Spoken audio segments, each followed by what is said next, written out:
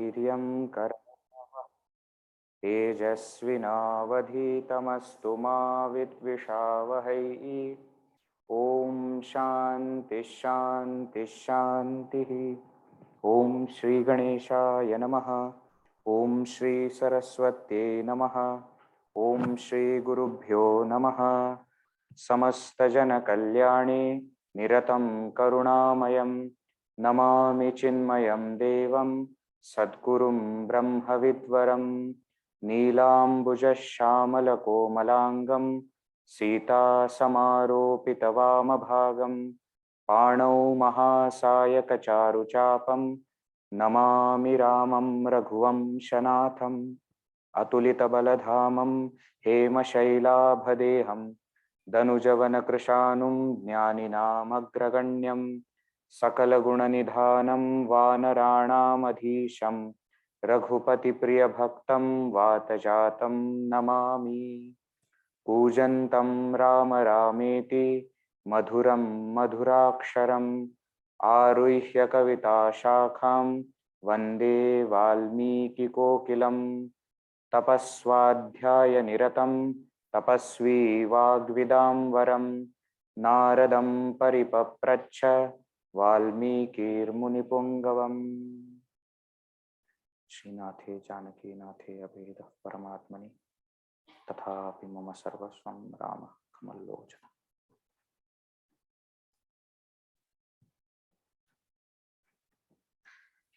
Many years ago in Ayodhya, to Dashrath Maharaj and Kausalya, Sri Rama was born on the very auspicious day of Chaitra Shuddha Navami. Chaitra, the month that is going on, the first month according to the lunar calendar of India.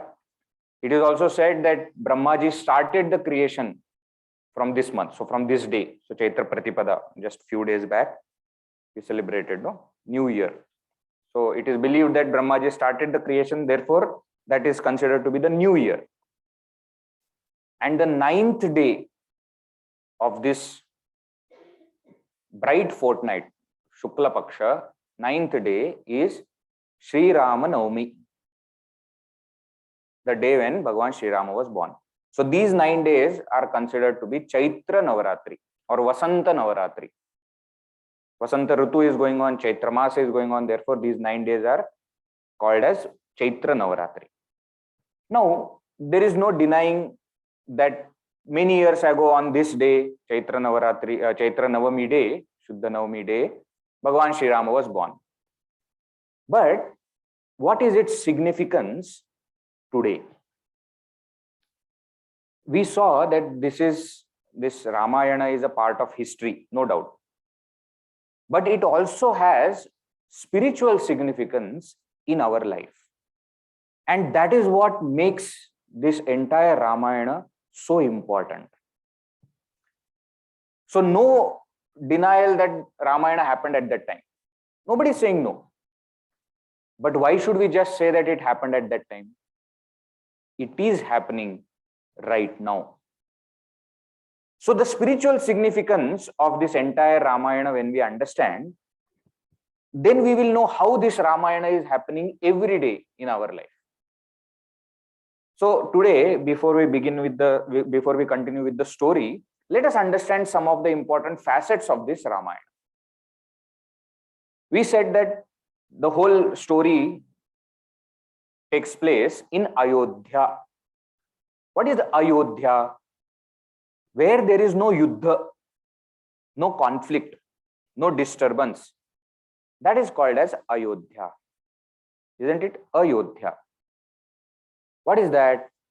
The heart where there are no conflicts. That is the Rama Janma Bhumi. The heart where there are no conflicts. Physical, there is a place called Ayodhya, Rama Janma Bhumi, fine. But the heart which is without conflicts. Now, when will it be without conflicts? When it is ruled by Dasharatha. Who is Dasharatha? We saw the meaning that one who can control his ratha, his chariot, in all 10 directions. Dasharatha is the mind which controls all the 10 organs, the 5 sense organs and 5 organs of action. One who has complete control, the mind which has complete control over the senses. That is Dasharatha. So heart without conflicts. When the mind is ruled by, when that heart is ruled by the mind which has complete control over organs, sense organs. Okay. Now this mind is married to 3 wives, isn't it? In the story, Dasharatha is married to Kausalya, Sumitra, Kaikeyi. Now who is this Kausalya? All 3 are types of intellect, buddhi. See, feminine word, buddhi. Therefore, wives. What kind of buddhi? What kind of intellect? So Kausalya is the kind of intellect which is always concerned about welfare of the others and which brings prosperity. That is the meaning of the word Kausalya. Kushalata, kushalasya bhavaha. From there only Kausalya word has come. So one who has lot of concern for the welfare of all. See, the mind that is controlled has to be used somewhere, isn't it? Dasharatha is mind which is having complete control over senses. Now that mind has to be used where? In the welfare of others. That which can bring prosperity not just to yourself, but to the entire kingdom. That is the meaning of Kausalya. The intellect which has these qualities. Who is Sumitra? Sumitra is the intellect which has attitude of friendship. Friendship towards everyone. Sumitra. Sumitra. Mitra means friend. Means what? There are many people who are, very strict in their own life and very disciplined, and we say very noble people with good qualities. But many of them don't know how to talk to people. Haven't you seen? They will either stay alone, or if they open their mouth, everybody will say, you better stay alone. No, here the mind should not be just like that. That mind should be married, that controlled mind should be married to the intellect which has friendly relationship with everybody. Sumitra. She's very, what we say, pious lady. In the story also, if you see, there is no crookedness in Sumitra. And that's why she is loved by Kausalya, Kaikeyi and all of them. That's why even though in one story we have seen that she doesn't get the payasam, but still they share. Why? Because she is so loved by all. Why? Because she is very clean, very simple, very straightforward and very friendly. Genuine friendliness. And third is the intellect, Kaikeyi. Now Kaikeyi is a very interesting intellect. Intellect which has both compassion and passion. That is Kaikeyi.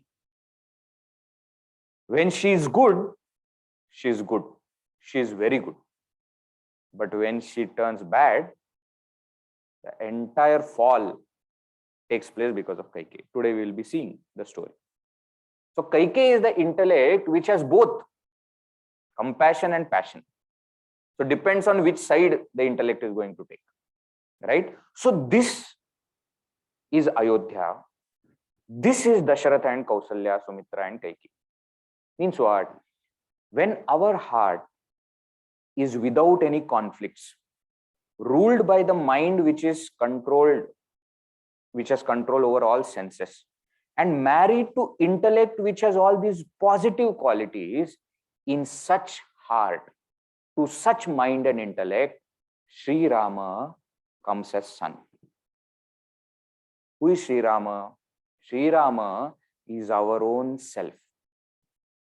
Sri Rama is us. All of us. We said, no, Rama, one who delights in everyone. That presence of Rama is there in us. Now, aren't we already having that Rama's presence in our heart? Yes. But now what is happening?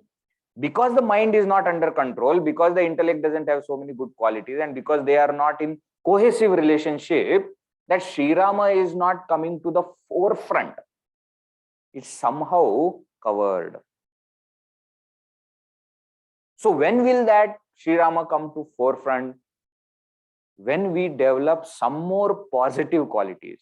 Which are they? When Sri Rama is accompanied by Lakshmana, Bharata, and Shatrughna. Who are they? Lakshmana in the story represents two qualities: Vairagya and Seva, dispassion and service. We'll see. It is said in one Ramayana, not in Valmiki Ramayana, that the 14 years of Vanvasa when Sri Rama was and Lakshmana accompanied, Lakshmana did not eat or sleep for 14 years. Why? Always in Seva. See, that kind of dispassion is required. See, actually, we'll see also in the story. Nobody has asked Lakshmana to leave. Lakshmana takes it on himself. Why dispassion is there? He doesn't want. He says, wherever Sri Rama is, I want to be there. Doesn't matter in what condition, in what comfort, that and all doesn't matter. So dispassion and service. Vairagya and Seva. Bharata demonstrates two good qualities: Prema and Tyaga. Love and sacrifice. So actually, love and sacrifice go together. So to dispassion and service. You cannot do seva if you don't have dispassion. You are in seva of some brahmachari or some Swamiji, etc. And you only have lots of requirements that I want morning tea at this time and it should be this much hot and this much. Then how will you do seva? If you only have so much. Seva means what? Whatever situation you are in whichever discomfort, you have to stay there without complaining because you are supposed to do seva. So dispassion and service goes together. Both of them go together. So too, love and sacrifice.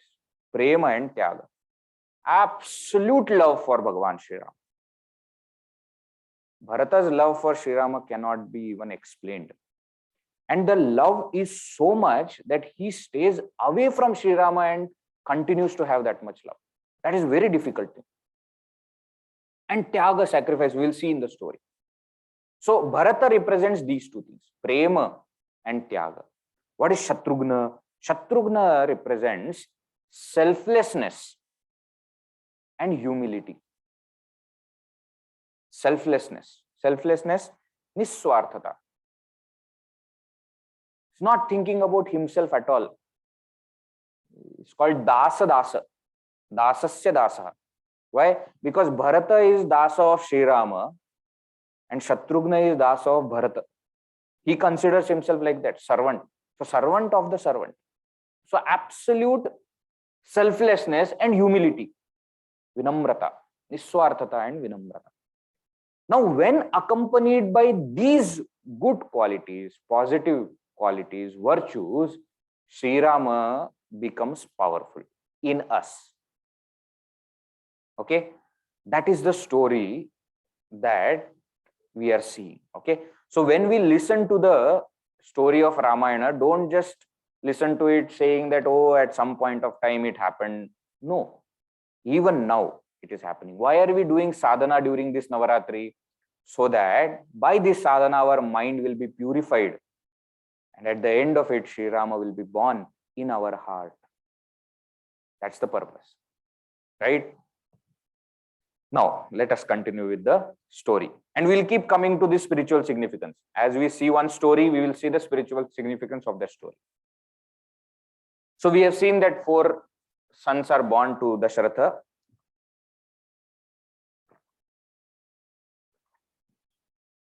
And they are growing.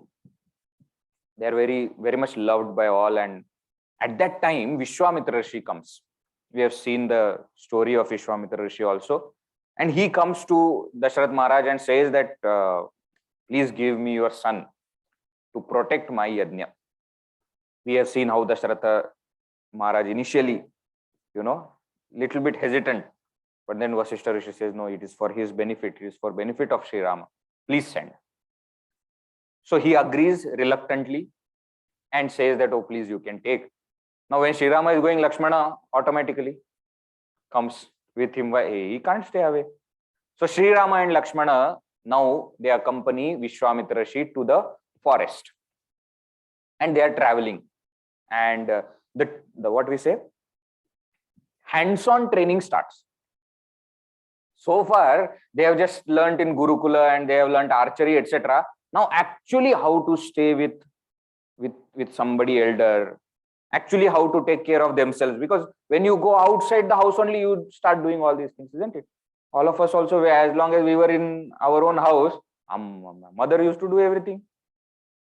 She will wake you up, she will keep the hot water, and then you have to just go and then keep shouting, breakfast, breakfast, then she will give breakfast. When we start living outside, then we start learning. What? I can't just throw my clothes anywhere. Why? I only have to wash later on. So hands-on training starts. See, Sri Rama and Lakshmana, they go. Very, very beautiful portions are there in Valmiki Ramayana, where Vishwamitra Rishi is teaching them in simple life lessons also. So first, when they leave and then they're walking and going to the forest, then they decide to stay at one place. Then they have to create a kind of hut. Then they are staying. In the morning, they are supposed to get up before the Rishi, isn't it? Vishwamitra Rishi is now Guru. Before the Guru, you are supposed to get up. Nothing like that happens. Vishwamitra Rishi only wakes up first and then he wakes both of them. That is where that famous shloka is also there from Valmiki Ram. Kausalya Supraja Rama Purva Sandhya Pravartate Uttishta Narashardula Kartavyam Daiva Manhikam. You cannot chant it without MS Subbalakshmi's voice in your mind. You can't. You cannot say Kausalya Supraja. No, Kausalya Supraja. You have to do like that. Why? So much. That verse comes here in Valmiki Ramayana when Vishwamitra Rishi is waking both of them. Sri Rama and Lakshmana. Something similar. So they both learn then what that next day before the Guru wakes up, we should wake up. Not that Guru is waking up. It happens. It happened with me also. And first time I went to stay in ashram on Swamiji, before he was Brahmachariji, and then first time somebody is coming to the ashram and staying, small flat was there and I was sleeping outside and Swamiji woke up and cleaned the ashram and hot tea, not tea, milk, etc. prepared and then woke me up. Then I felt so bad. I said, what is this? Then next day onwards, nothing doing. So start getting up early before Swamiji opens his door, clean everything, keep everything ready. See, that's how we learn. Unless we are forced into that situation, we will never learn these things. That's what happened with Sri Rama and Lakshmana also. They started to learn. And Vishwamitra Rishi also is so compassionate, you see. So he started to teach them all these different kinds of vidyas, different kinds of knowledge, different kinds of powers, siddhis, etc. Bala, Ati Bala, etc. Vidyas we have, we see Bala, Ati Bala is, these are the, what we say, skills, we can say in today's terms. How to stay without eating much, how to stay awake without sleeping much. These are the kind of skills that they develop, because you are staying in forest. It's not a bed where you can nicely sleep. Why? Anytime any animal, etc. can come and attack. So you have to be alert. See, sometimes, some of our relatives or somebody is in the hospital and then you go to sleep. You cannot sleep there like, Hindi mein bolte hain, ghode bech ke sona. Sold all the horses and then for sleeping like that. You can't do like that. You have to be alert. Why? Anytime that person may need, anytime the doctor may come. So like that, in forest also, they have to be aware of all these things. So whatever is required, skills are required. Vishwamitra Rishi teaches them that also. Not only that, first now obstacle comes. So he is warning them also against obstacles, because Sri Rama and Lakshmana have gone to protect that yajna. So there will be many Rakshasas who will attack. So first Rakshasini, actually Rakshasi, first demoness attacks even before they reach the ashram. And her name is Tataka. Tataka is actually, in the previous life, she is born also a Yakshini, daughter of Yaksha named Suketu, married to Sunda, another Yaksha. And this Tataka and her son Maricha, they used to create such nuisance that Agastya Rishi cursed them to become Rakshasas. That's why she has become Rakshasi and son has become Rakshasa. Okay. So this Tataka comes and attacks them. She loves eating humans. So she attacks, and Vishwamitra Rishi warns that this is Tataka and you have to kill this Tataka now. No, Sri Rama is little bit perplexed, little bit confused. Why?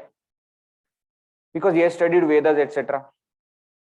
Theoretical knowledge is there. And theoretical knowledge says that you should not kill a woman. Ghora Papa it is. Especially Kshatriyas, because they are supposed to protect women. Now there is a woman standing in front of me and Vishwamitra Rishi is telling that you have to kill. He is hesitating.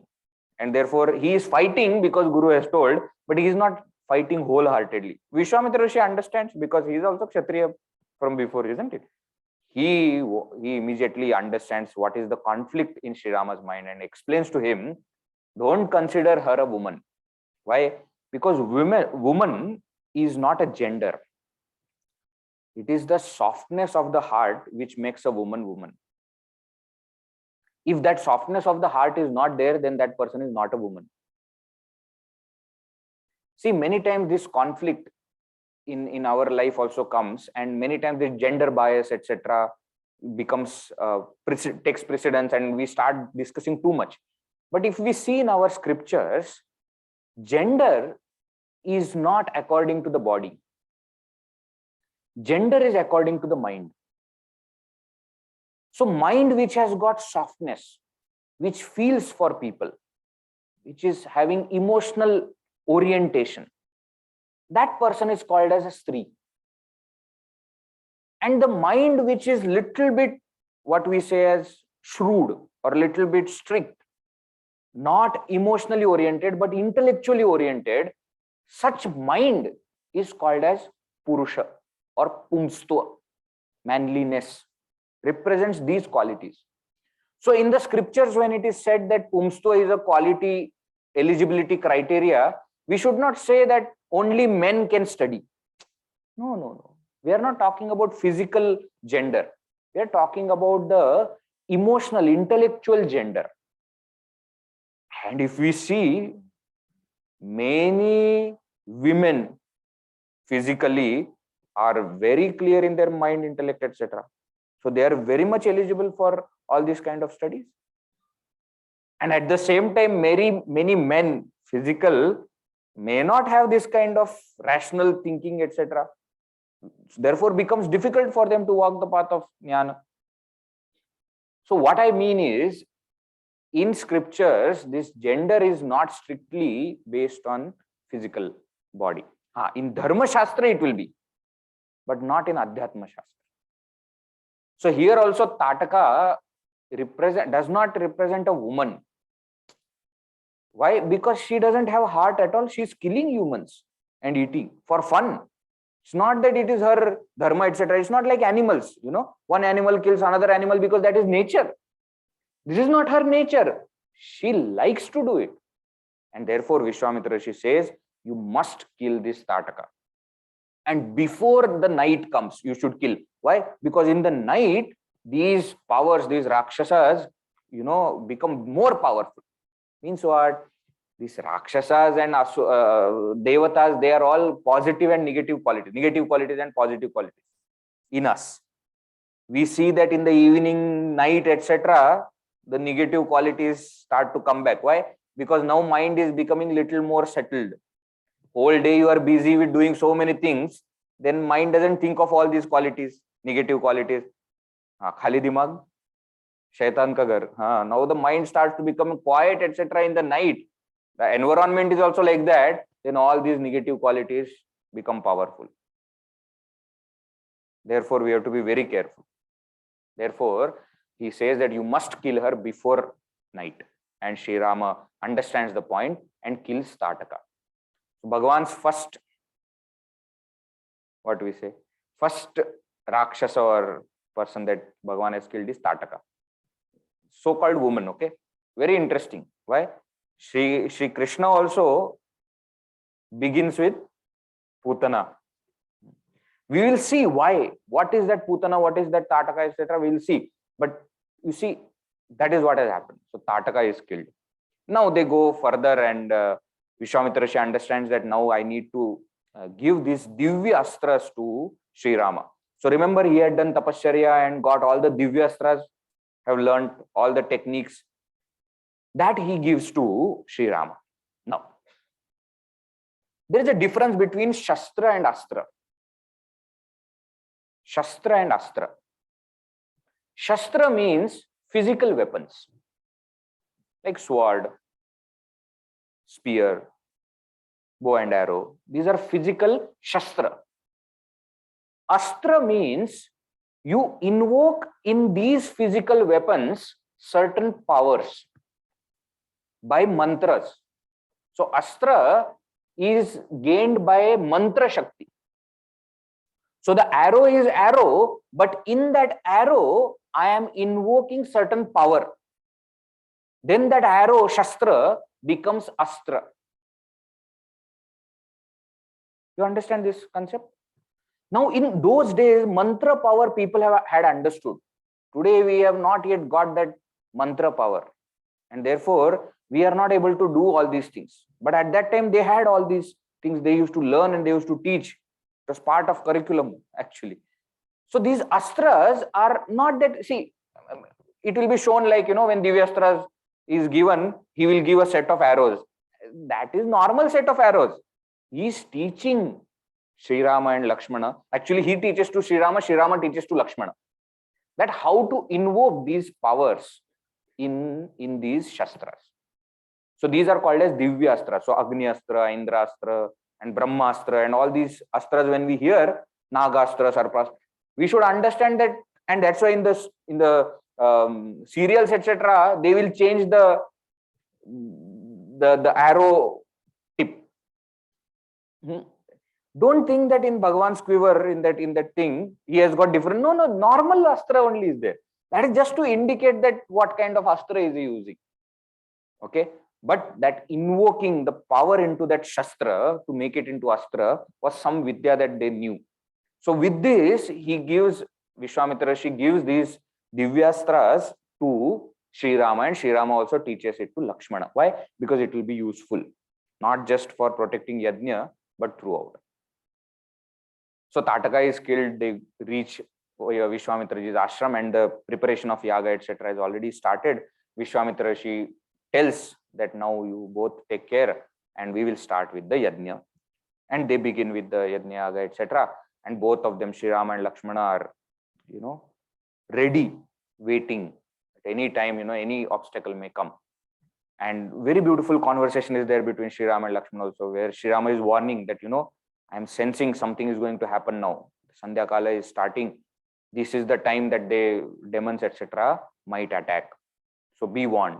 And then they are ready. And then, so now this Tataka's two sons, Marich and Subahu, they hear the news that their mother is killed. They become very angry. And with the entire army that they have, they attack this Vishwamitra Rishi's Yaga. And that is where Bhagavan, Sri Rama and Lakshmana fight with all of them. And Bhagavan doesn't kill Maricha, but he sends such a strong arrow that Maricha is thrown 100 yojanas. 100 yojanas is around 800 miles. So it is said that this is happening in Dandakaranya. Okay, Dandakaranya is somewhere in the north. Ayodhya is there, and then between Sharayu and Gangaji. Sharayu is one river which is in Ayodhya, and Gangaji is there. No, Between the two rivers is this Dandakaranya, is where the ashram of Vishwamitra Rishi is. And he is thrown to south, actually, to the ocean, it is said. That Maricha reaches ocean. So that far Bhagavan has thrown him. He is not killed. Why? We'll see why. But he is not killed Maricha. But Subahu, he kills. Another son of Tataka. So Maricha and Subahu. Maricha is thrown. Subahu is killed. And the entire army of Rakshasas is also killed. And the Yajna Yaga is protected. Vishwamitra Rishi is able to complete the entire Yajna Yaga without any problem because of Sri Rama and Lakshmana. So he becomes very happy, and he is very happy that in Valmiki Ramayana, if we read, no, it's very beautiful actually, very simple Sanskrit is there. If we read, actually so much in detail it is given. And both of them, you see, Bhagavan is behaving like a human being. And he has recently learned all these astras. So he wants to use. So do Lakshmana. So they are using different astras, and they are talking to each other and saying that, let us try this one. It is common, no? In anything. Suppose I am learning singing, and I have learned some song. Now I want to sing it in front of people, isn't it? Now Bhagavan also is doing all that. Let us try this Agni Astra. Let us try this Astra. Let us try this Astra. And it is also mentioned by which Astra he has killed Subahu, by which Astra he threw. All that in detail is explained. Very beautiful portion is there. But Yajna Yaga is completed. And now actually they are staying with Vishwamitra Rishi. At that time, some other rishis have also come for that Yajna Yaga.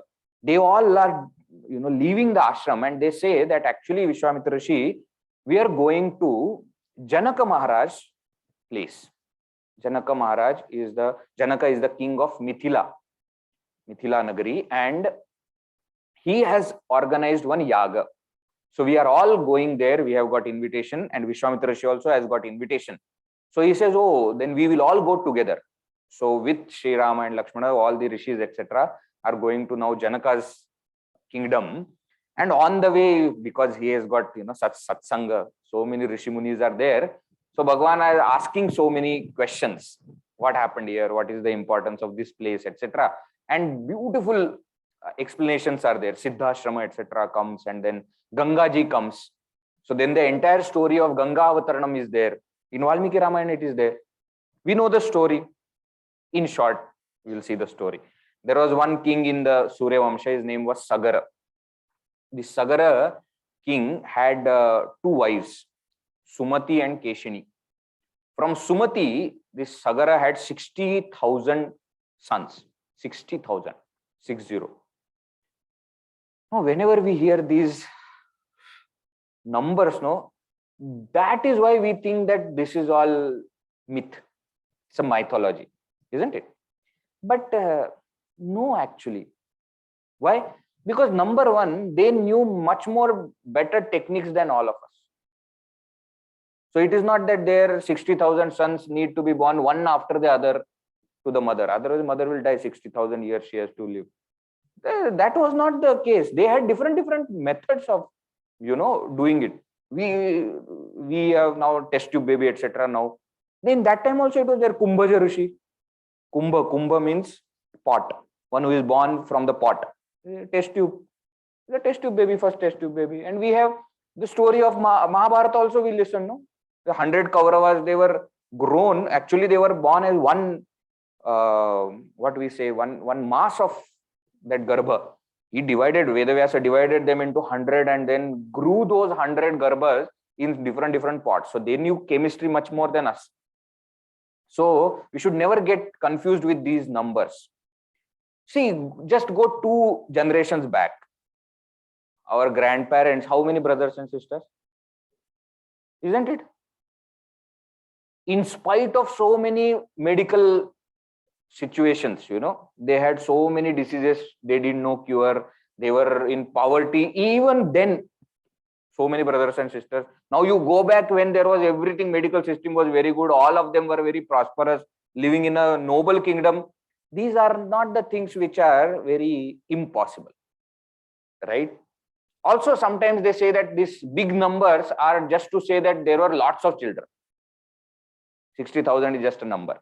But I believe in every single word that the Shastra says. If they say 60,000, 60,000. They knew some things which we did not know. So he had these 60,000 children from Sumati and only one son from Keshini. His name was Asamanjas. Now this Asamanjas, interestingly, all 60,000 children died. And this one continued his lineage. So what happened was this Asamanjas and Sagara, they did Ashwamedha Yaga, where the horse sacrifice, they call horse sacrifice. The horse is sent, and to whichever kingdom it goes, that kingdom comes to their rule. And if the kingdom does not agree, they have to catch the horse, so that then there will be a fight. And these kingdom who is doing the Ashwamedha Yaga, the king who is doing, has to find where is the horse and get it back. That's the entire process of that Ashwamedha Yaga. So this Asamanjas and Asamanjas' son is Anshuman. These two, this Anshuman is actually very important in this entire story. So he, along with the 60,000 of his uncles, go there and try to find where is the horse gone.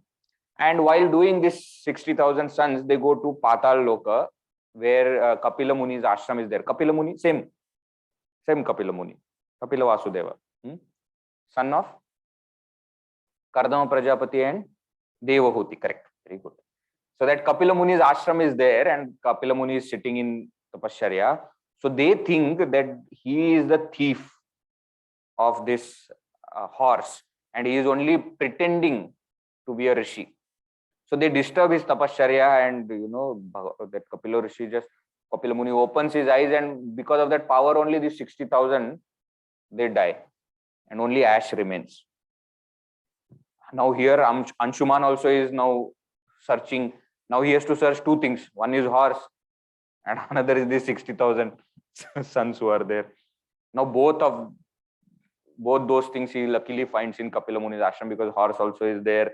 And then these ashes of these 60,000, he doesn't know what has happened. So Kapila Muni explains what happens.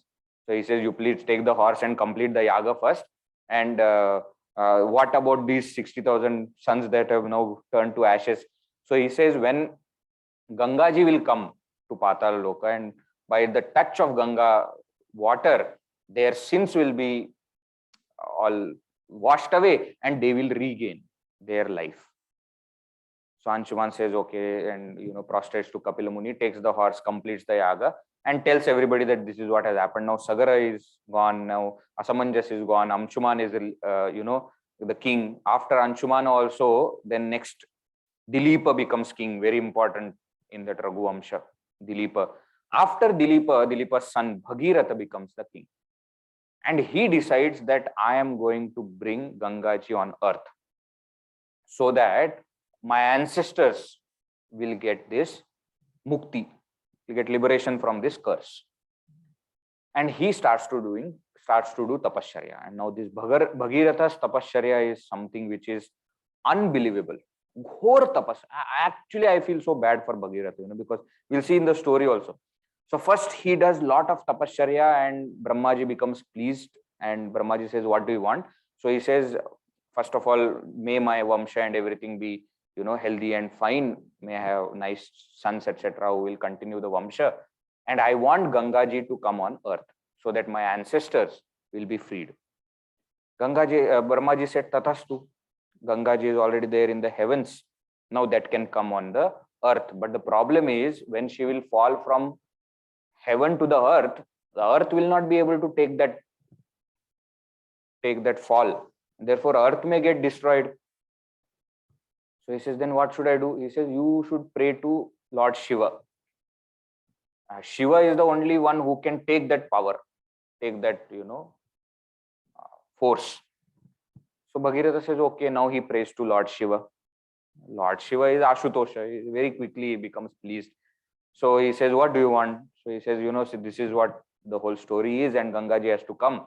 So I want you to take her force. Lord Shiva says, no problem.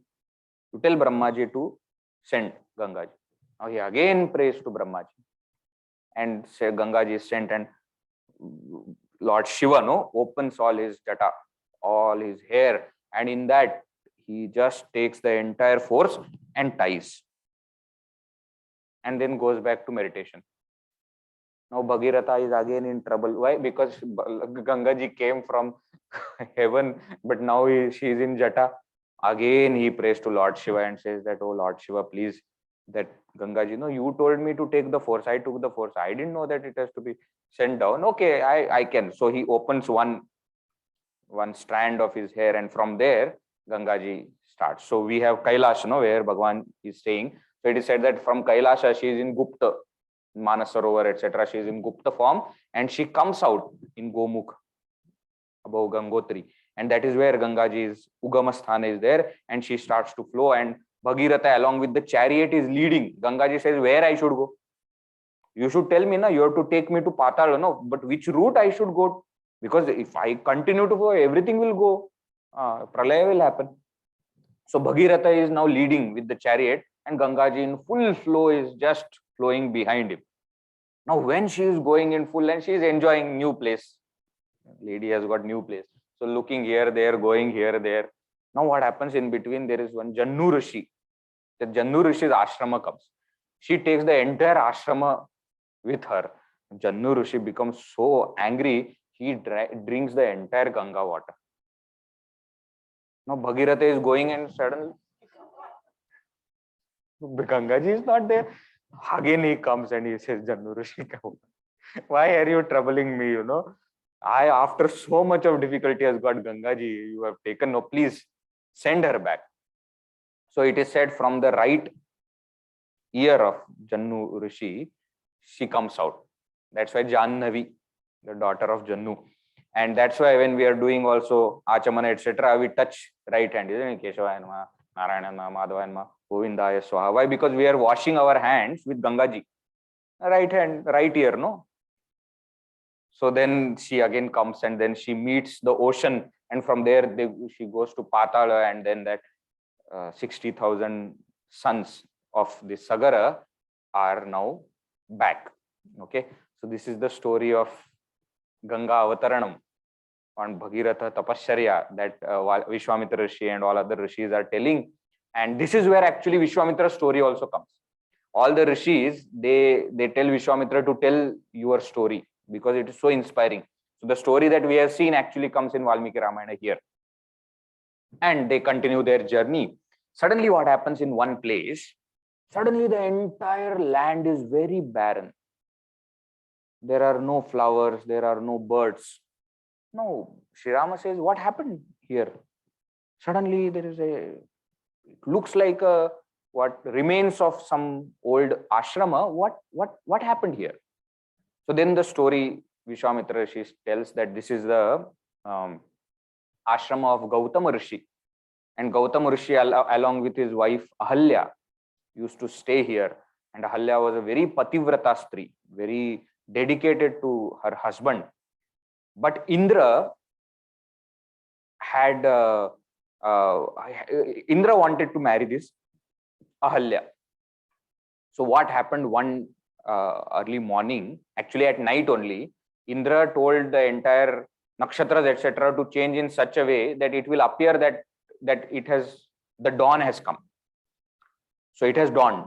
So Gautama Rishi thought that it now 4:30, you know, Brahma Muhurta has already happened, but it is actually night, 2 o'clock or something. He gets up thinking that it is Brahma Muhurta, and he goes to take bath on the river. At that time, this Indra comes as Gautama Rishi to the ashram, and he, you know, tries to do physical relationship with Ahalya. And it is said that Ahalya, in the first touch, recognizes that this is not my husband. But because of that time, you say, because of sleep or whatever reason, she goes ahead with it, and they have that physical moment. And Gautama Rishi, when he actually understands that it's not dawn at all, and he returns, he sees Indra with his wife. He becomes very sad, actually, not angry, becomes sad, and he curses Indra to become Napunsaka. That story is a different story, how he gets rid of that Napunsakatva, etc., that we will not go into. And he curses Ahalya to become a stone. Now that is how the story that we have heard. Okay. And he also says that Bhagavan Vishnu's avatar as Sri Rama will come and will touch you with his feet, and then you will gain your body back. But in Valmiki Ramayana, nothing like that is said explicitly. Okay. So actually, you see, what is that? See, Ahalya is a very pious lady, very good woman, very good wife. So what happened? A mistake happened. You imagine if she has to live with that mistake, it is very difficult, because guilt is natural for good people. Those who are wicked people, no guilt. They can live happily. But when a good person does something wrong, guilt eats you actually. And it is said guilt is the most difficult emotion to come out of. Anger you can win over, jealousy you can win over, but guilt is very difficult. Why? Because it is genuine. See, all other anger, etc., come out of your negativity. Guilt comes out of your positivity. You cannot have guilt if you are a bad person. So the shrapa which is given, the curse which is given to become stone, is actually the mind should become like a stone. Means what? Mind should not have thoughts of guilt, thoughts of the past. And to that mind, one positive thing is given, that Sri Rama will come. So the mind is now not thinking about the past, but is thinking about the future of Bhagavan. That is the story. Always we should remember one point in Purana and Ityasa. Please remember this. Every curse is a blessing, and every blessing is a curse. This is the secret. We will see that every single curse has become a blessing. Actually, we can say that Ahalya was cursed, but it is actually a blessing. Why? Because then she will not have the thoughts of guilt, and she will remember Bhagavan. She gets to meet Bhagavan. What better way? And every boon, not blessing, every boon is a curse. Blessing is when you get something without asking. Boon is something that you have asked. Every boon is a curse. See, Kunti got boon, became a curse. Karna, she had to live with it throughout the life. So every curse is actually blessing in disguise. And every boon is a curse. So this Ahalya becoming stone is not to be taken literally. There is nothing wrong with taking it literally also, because anyways, according to Vedanta, stone also has got life. Isn't it? Chit is there. It's not expressing. That's okay.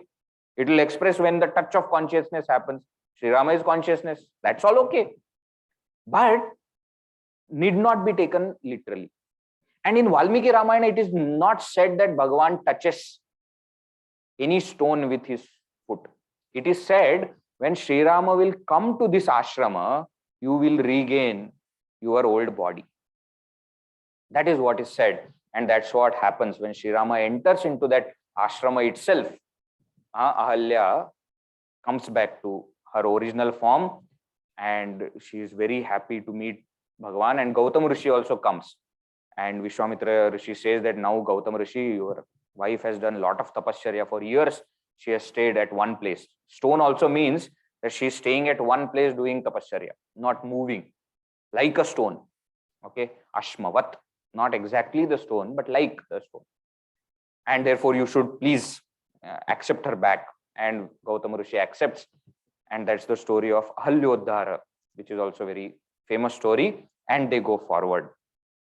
They go forward to Janaka's palace in Mithila, and there is this big Yajnayaga is happening. Now, this is the story according to Valmiki Ramayana. Okay, what we might have heard is a different story, which I will come to later.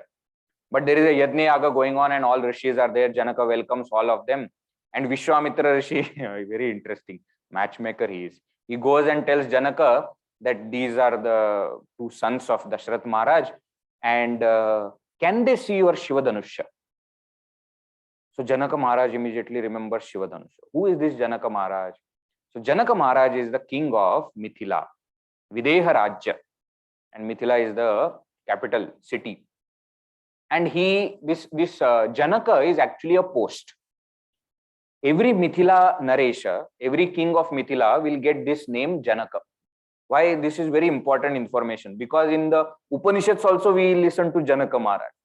In the Mahabharata also we listen to Janaka Maharaj. Now somebody may say that how Janaka Maharaj lived for such a long time, from Upanishad time till Ramayana and till no, Janaka Maharaj is a post. One of them was Sitaji's father. But Janaka Maharaj is considered to be very great. One of them was even realized. And their entire lineage is like that. That entire, what we say, Raja Parampara is of realized Rajas, realized kings. So Janaka always has that position in Shastra also. So this Janaka Maharaj, one day while plowing, he got this wooden box, and in that Sitaji was there. So Sita is to plow. So while that she was found, therefore her name became Sita. And this girl, raised, and it is said that this Janaka Maharaj had Shiva Dhanusha, Shiva's bow, given by Varuna Deva. It was there and it was very heavy. But this Sita, even when she was a small girl, she used to carry it around. So actually they used to use her for shifting the bow from one place to another. So when he saw that, and when she was growing and she is now of the age of marriage, Dasharatha Maharaj kept a condition that anyone who can lift this bow and tie the string will be able to marry Sitaji. Now again, these kind of things create a lot of confusion in people's mind. See, it is not that every single person who can do that will be able to marry Sitaji. No, they become fit to marry Sitaji. The choice is always given to a lady.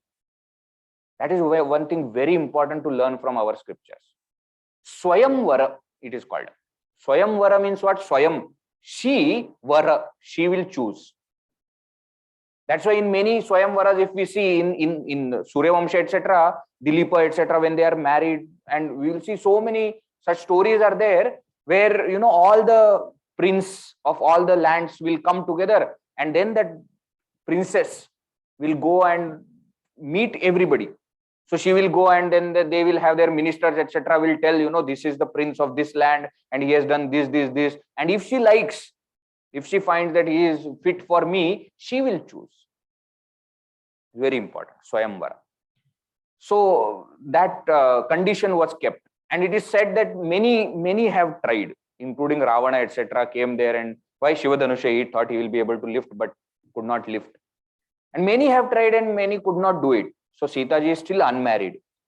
So now this bow is brought, and Sri Rama and Lakshmana are shown this bow, and he also tells that this is the thing. And so Sri Rama takes permission from Vishwamitra Rishi, and on his permission he goes and lifts this Shivadhanusha very easily, just casually. He lifts, and when he is trying to tie the string, Pratyancha, the bow breaks because it is not used.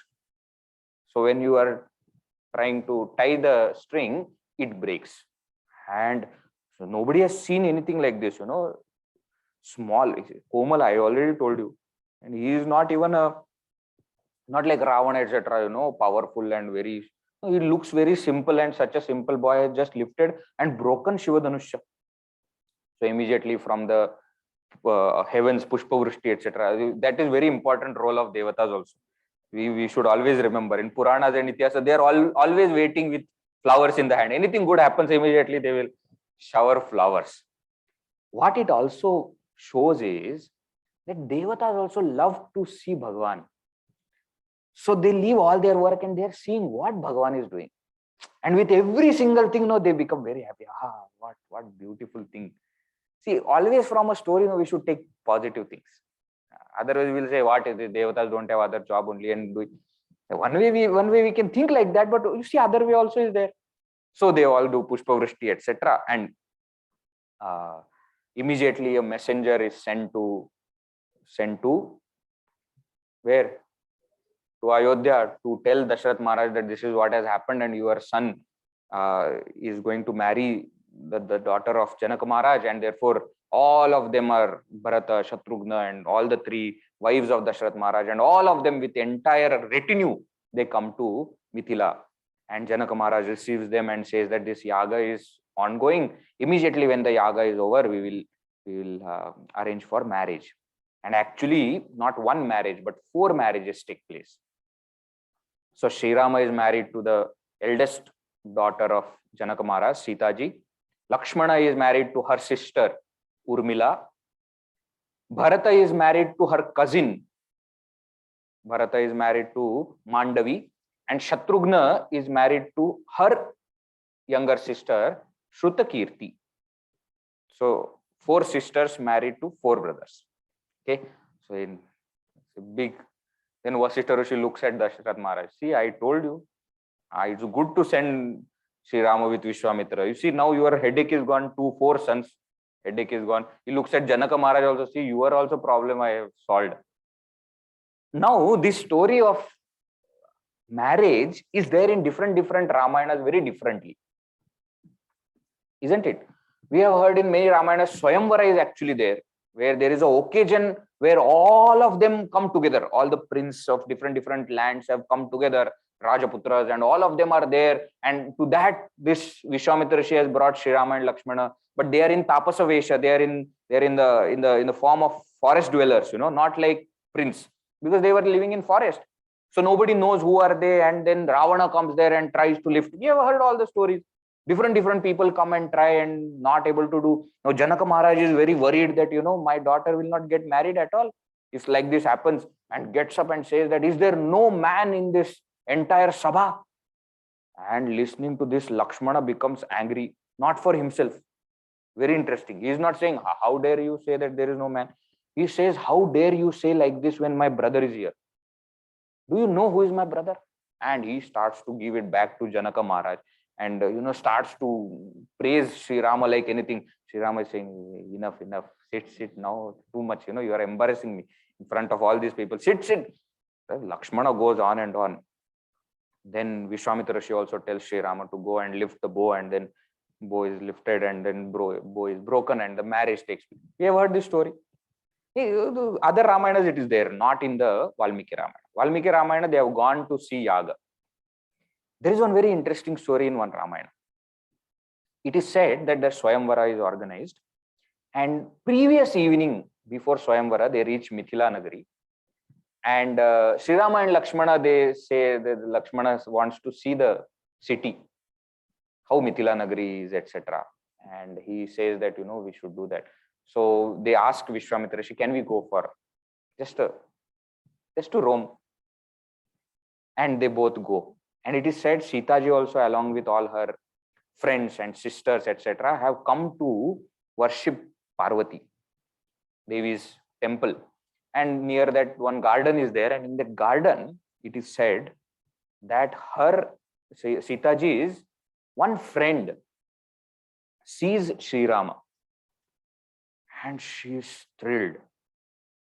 And she immediately runs towards Sita ji and starts to say, there is one extremely beautiful, handsome man, that actually 2, but one of them is too good.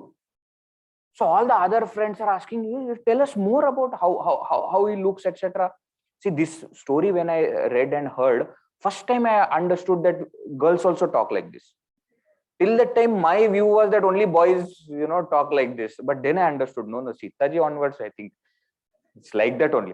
So they all tell. And that friend says something very beautiful. She says, I can't explain, because the eyes that have seen have no words, and the mouth which is speaking has not seen. Only thing that I can do is I can take you there. Who is Sri Rama? Parabrahma Paramatma. Any jnani who has experienced that Parabrahma Paramatma cannot explain. Why?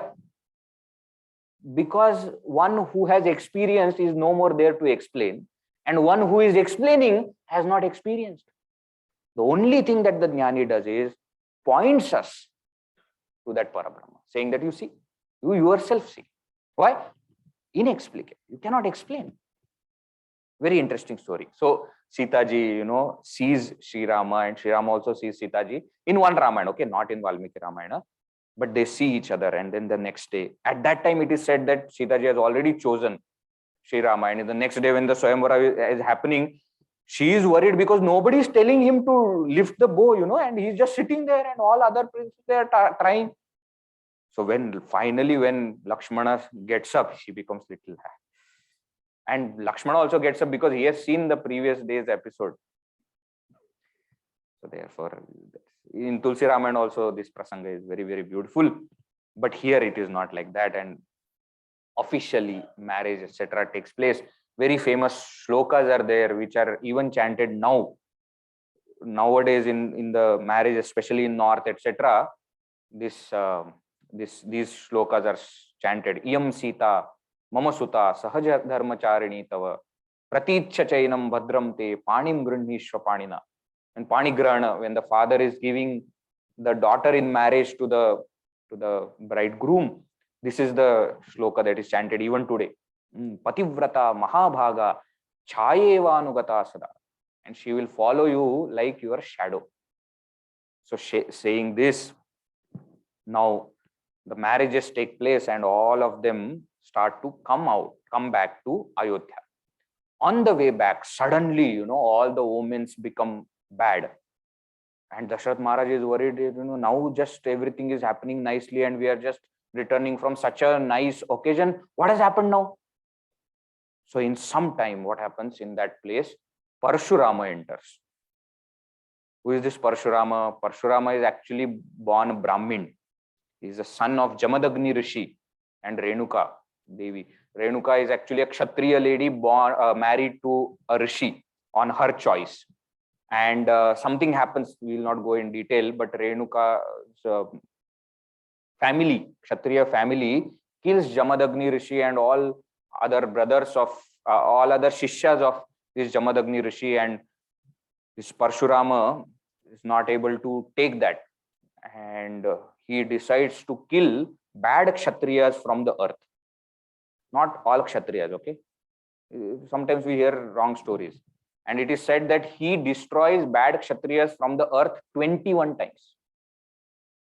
So he goes and does lot of tapasharya and gets Vishnu Amsha. That's why he is Amsha Avatar.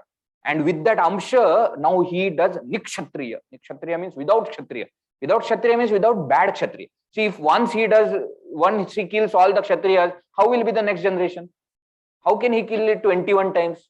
So bad Kshatriyas are killed. So every single time Kshatriyas become power hungry and they start to, in their pride, they start to do wrong things, Parshurama comes. So all the kings are afraid of Parshurama.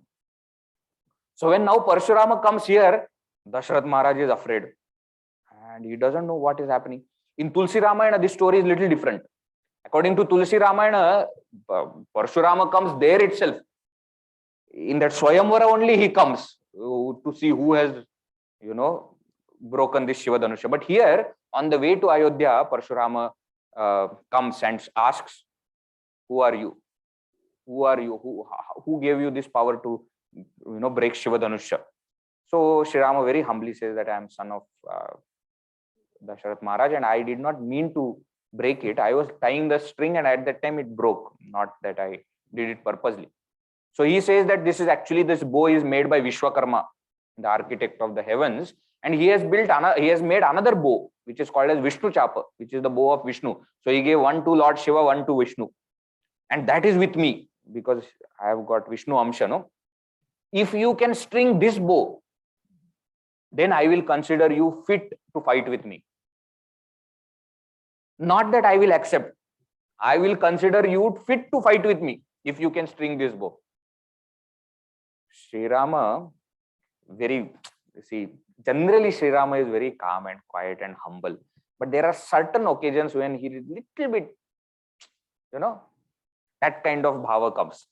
So he takes the bow and he ties and he says, you have done your job. I understand.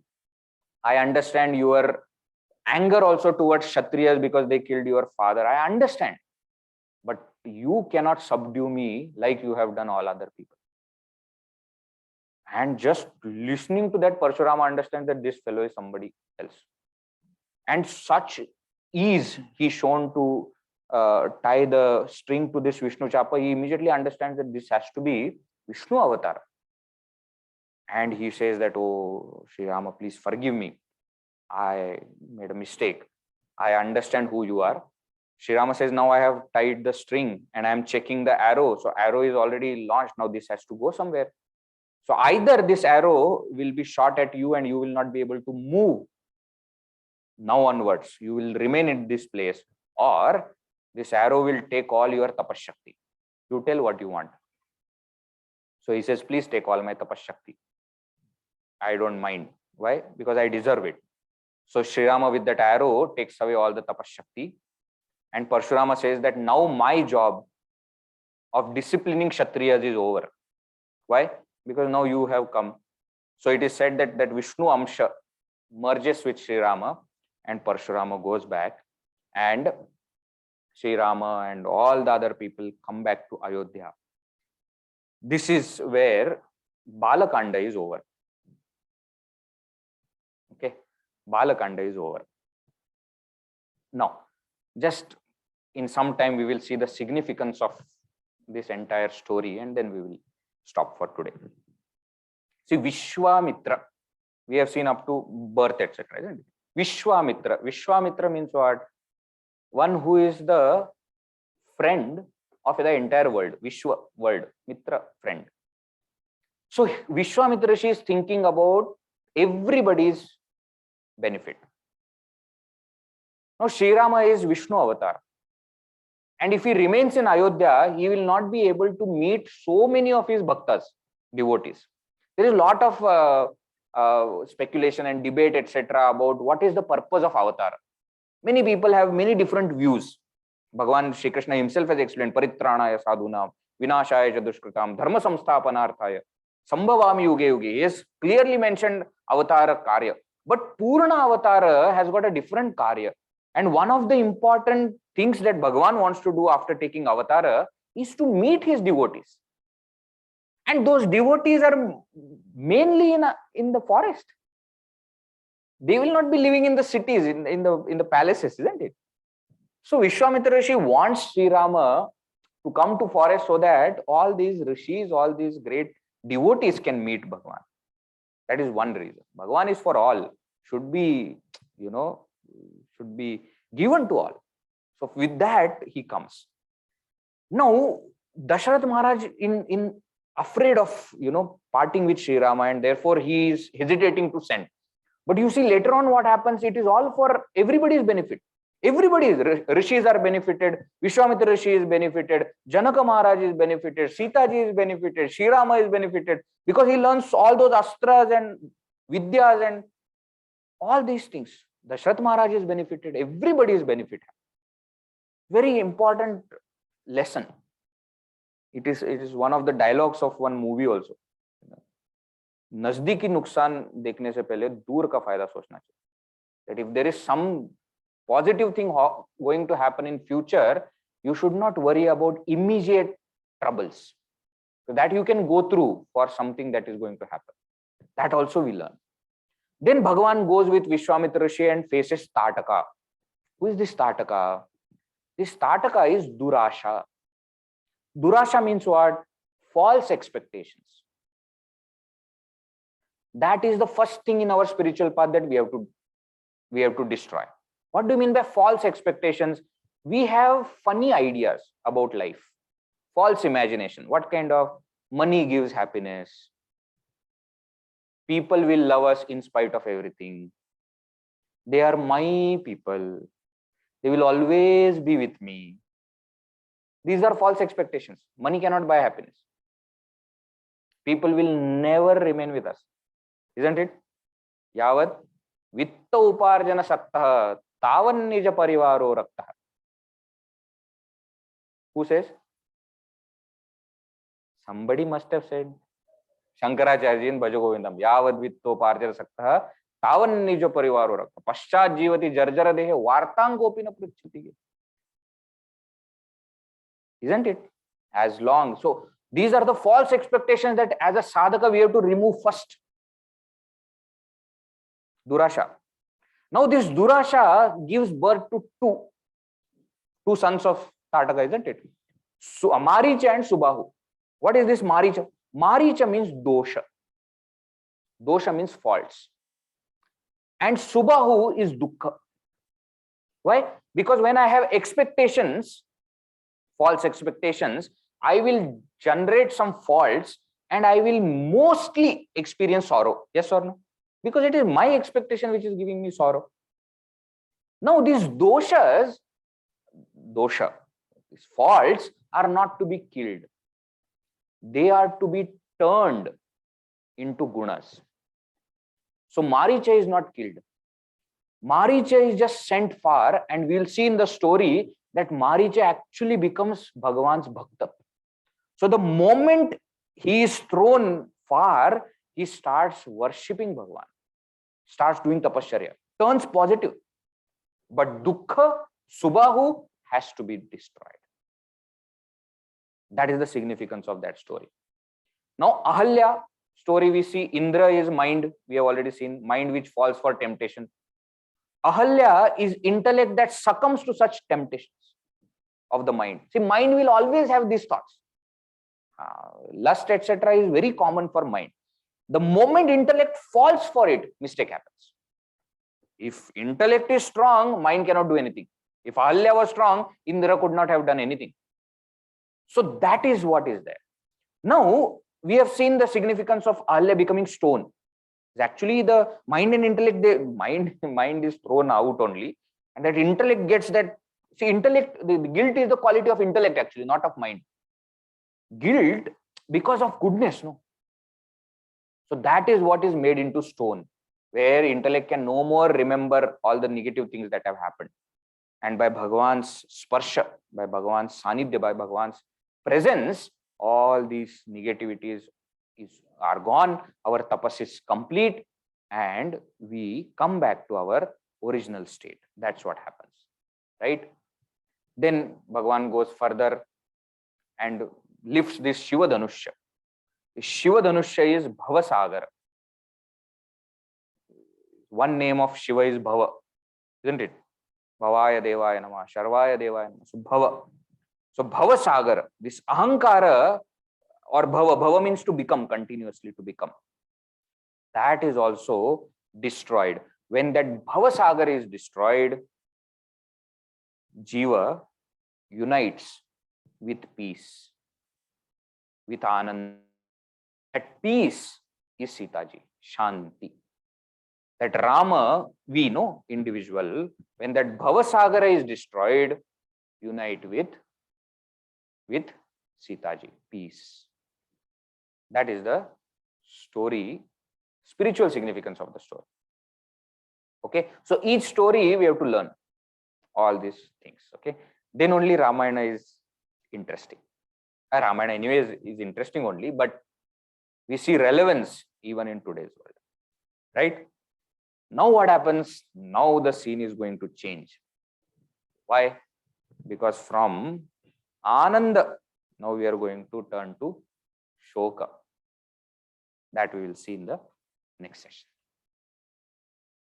Veera Maruti, Gambhira Maruti. Veera Maruti, Gambhira Maruti. Veera Maruti, Ati Dhira Maruti. Veera Maruti, Ati Dhira Maruti. Geeta Maruti, Sangeeta Maruti.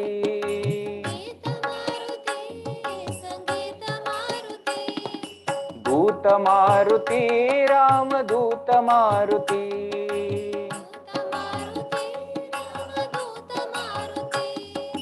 दूत मारुति राम दूत मारुति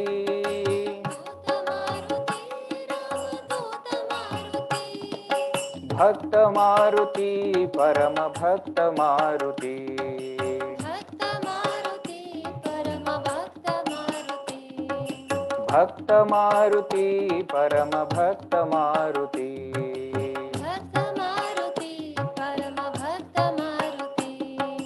वीर मारुति गंभीर मारुति गंभीर मारुति गंभीर मारुति गंभीर गंभीर मारुति मारुति गंभीर मारुति। सियावर रामचंद्र की, पवन सुत हनुमान की, उमापति महादेव की, बोलो भाई सब संतन की, सद्गुरुनाथ महाराज की। ओम पूर्णमद पूर्णमिदं पूर्णात् पूर्णमुदच्यते पूर्णस्य पूर्णमादाय पूर्णमेवावशिष्यते। ओम शांति शांति शांति। हरि ओम श्री गुरुभ्यो नमः। हरि ओम। हरि ओम।